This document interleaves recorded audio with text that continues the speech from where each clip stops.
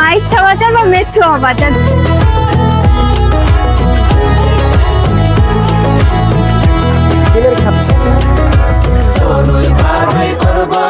ক্রেতা বিক্রেতার হাট আর এত বড় বড় মাছে প্রতিদিন সকালে জমে ওঠে মেছুয়া বাজারের এই মাছের হাট।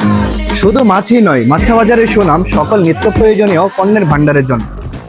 ঝাল হোক কিংবা আপনার পছন্দের মিষ্টি, গুড়ের সাথে আছে মুড়ি, চিড়া আর খই। রহিমা চাচির বুট বাদাম এবং কাবলি মটর। বর্মা স্টোরের তিলের খাজা এবং ভাজা কাজু বাদাম।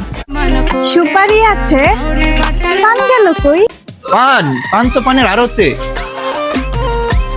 এই বাজারের ইতিহাসের সাথে জড়িয়ে আছে 102 বছরের পুরনো এই দোকানটি।